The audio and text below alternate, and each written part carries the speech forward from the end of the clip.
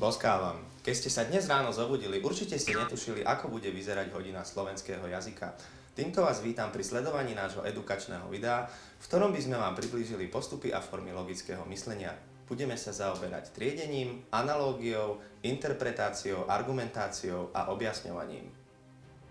Bližšie vám priblížim triedenie. Triedenie, alebo inými slovami kategorizácia a klasifikácia, je postup logického myslenia, pri ktorom rozdeľujeme skupinu pojmov do podskupín. Využívame pritom nejaké znaky podobnosti a samozrejme aj uvádzame príklady. Triedenie bežne využívate aj vy pri poznámkovaní si učiva. Napríklad poznámky z biológie, kde máme rozdelenú lebku na tvárovú a mozgovú časť. Ale veď čo vám budem hovoriť, veď pozrite si to sami. Konkrétne na týchto poznámkach je skupinou pojmov lebka. Je rozdelená na podskupiny tvárová a mozgová časť, ako sme už spomínali. Ku každej podskupine sú uvedené príklady. K tvárovej časti je to čuchová kosť, dolná nosová mušľa, nosová kosť a tak ďalej. K mozgovej časti je to napríklad temenná kosť, klinová kosť, čelová kosť, no a tie ostatné, čo sú pri nich. Príklady podskupín môžu byť ďalej charakterizované. Pokračovali by sme analógiou. Analógia, inak nazývaná ako obdoba alebo podobnosť, sa zaoberá skupinou podobných javov. Po preskúmaní ich podobnosti usudzujeme, že aj ďalší jav toho istého charakteru má niektoré vlastnosti rovnaké. Na základe toho vyslovíme hypotézu, teda vedecky podložený, ale doteraz nepotvrdený predpoklad. Ako príklad si uvedieme dve zo Sofoklových hier, ktorými sú vládca Oidipus a Antigona. Po ich preštudovaní vieme, že majú tieto znaky. Hrdina je v kritickej situácii, námet pochádza z gréckej mytológie a má priamočiary dej.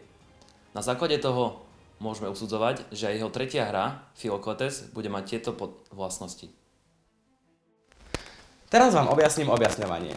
Objasňovanie, alebo exemplifikácia, je zrozumiteľné vysvetlenie, výklad alebo prednáška, ktorými sa niečo stáva jasnejším a pochopiteľnejším. Objasňujeme najčastejšie pomocou príkladov. Jedným z druhov je aj argumentácia, o ktorej budeme hovoriť neskôr. Napríklad veta. Aj Štúrovci, hlavní predstavitelia romantizmu, rázne odmietali feudalizmus, absolutizmus a maďarizáciu. Doslova som v nej objasnil, že Štúrovci tvorili začiat romantizmu a rázne odmietali feudalizmus, absolutizmus a maďarizáciu. Ďalšia bude interpretácia, alebo zjednodušene objasnenie významu. Bez interpretácie nemôže prebehnúť žiadny komunikačný akt. Počas interpretácie príjemca zachytí, poprípade pochopí obsah informácie, z neho neskôr vyvodí záver, môže prehodnotiť svoje prvotné stanovisko, alebo sa rozhodne, či bude, poprípade nebude reagovať. Interpretácia úzko súvisí s objasňovaním, o ktorom nám rozprával Michal, a s triedením, ktoré nám vysvetlil Dávid. Viete, to je z toho hlavou, čo sme si tak rozdielili. Na rozdiel od nich však zahrňa aj postoje interpretujúceho. Interpretovať môžeme súhlasne, kontrastne alebo polemicky. Text môžeme interpretovať celý so všetkými jeho stránkami, vtedy sa jedná o komplexnú interpretáciu, alebo sa môžeme zamerať iba na čiastkový problém. Ďalej sa interpretácia delí na popularizačnú, vedeckú a eseistickú. Príkladom na interpretáciu je interpretácia obrazu. Ako všetci vidíte na obraze, sú zachytené 3 ženy v tanečných pózach, ale ak sa hlbšie zamyslíme, mohla by to byť aj jedna žena v 3 tanečných pózach. Celý obraz sa nesie v južanskom duchu, čo umocňuje aj vášeň a temperament, ktoré z obrazu priam sršia. Na obraze prevládajú 3 farby: červená, biela a sivá.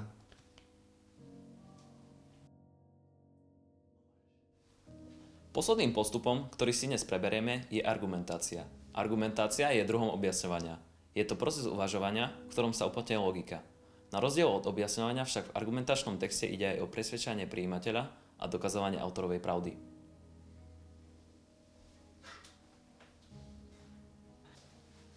Ja vám poviem niečo o myšlienkovom postupe v argumentácii. Najskôr musíme vysloviť tézu, čiže nejaké formulované tvrdenie, ktoré treba argumentmi dokázať, obhájiť alebo presvedčiť prijímateľov o jeho správnosti. Druhým bodom je samotná argumentácia. Pri nej odôvodňujeme svoje tvrdenie s využitím argumentu.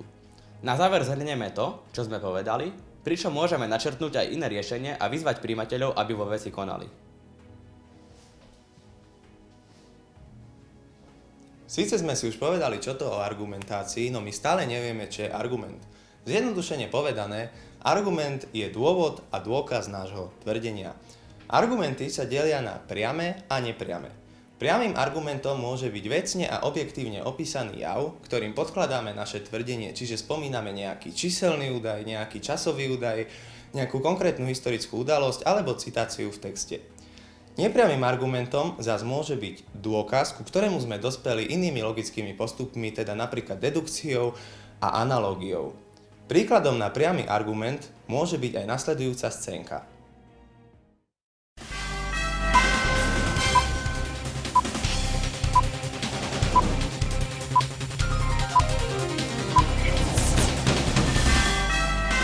Dobrý večer, vážení diváci. Sledujete televízne noviny s Martinom Tomkom. Dobrý večer, dnes sa opäť stalo veľa vecí. Nezamestnanosť opäť stúpla. Postihla nás ďalšia prírodná katastrofa. Pretrhla sa vodná nádrž Gabčíkovo. Pani Anna sa kúpala s fénom. Dnes už nie je ani Anna, ani fén. Na Orave sa narodili 4 krásne kozičky. Čaká nás sichravé počasie s teplotami okolo 10 stupňov. Teplo sa oblečte, bude to na hovno. Prajeme vám pekný, príjemný zvyšok večera s našou televíziou.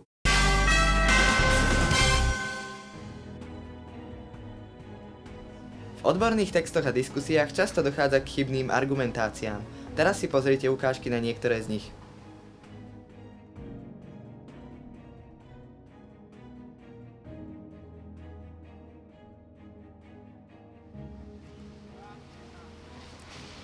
Chlapi, znáte, bol som včera na tom rande, ale to taká čudná, taká ľompa bola. Hej? To čomu? To še me pýtal furt na penieži, na jaké mám auto, debila, ma znáte, a chlapec z dedziny a proste... že to všetké sú také. No to ty znáš, aké sú šické, hej.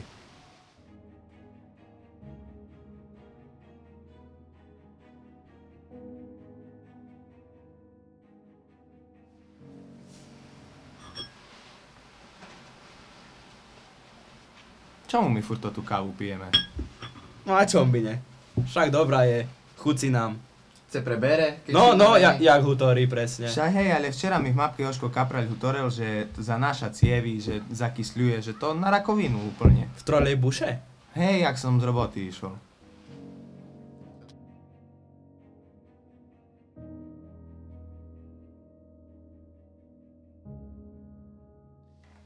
Dobrý deň, moje meno je Martin Tomko a oficiálne otváram dnešnú tlačovú konferenciu, ktorá sa bude týkať financovania slovenského školstva. Prítomní sú minister školstva Michal Jusko a jeho tajomník Vladimír Senaj. Dobrý deň. Teraz je priestor na otázky novinárov.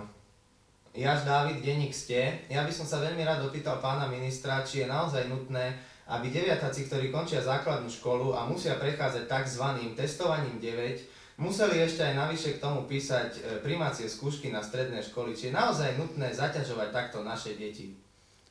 Prepáčte, ale myslím si, že táto otázka nie je predmetom dnešnej tlačovej konferencie. Nejaké ďalšie otázky?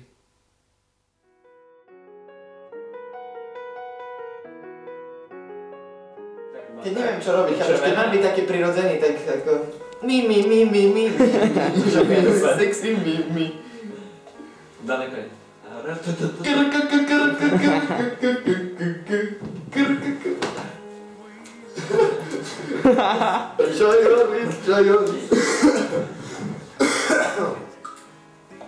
No dobré. Boskávam. Už. No boskávam. Boskávam. Keď ste sa dnes ráno zobudili, určite ste ani netušili, ako bude vyzerať dnešná hodina slovenčiny. Rád by som vás privítal pri sledovaní nášho malého krátkodo... Boskávam. Keď ste sa ráno zobudili, určite ste netušili, ako bude vyzerať... Pokračovali by sme analógiou. Analógia, inak nazývaná ako obdoba alebo podobnosť, sa zaoberá skupinou podobných javov.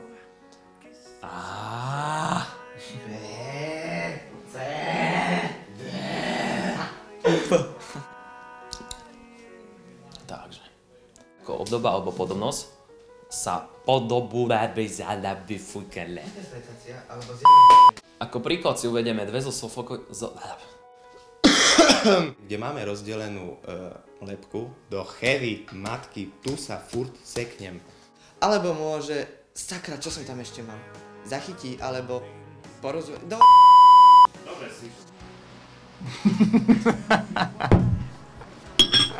Čomu mi furt tú kávu? Čomu my furt tú kávu pijeme? No a čom by ne? Fuci. Do skupín a podľa znakov takých, nie? Tak? Či nie? A v poznámkach sa využíva a tak. Saute. Ďakujeme vám za pozornosť pri sledovaní nášho videa a dúfame, že ste si z neho niečo odniesli. Ste super!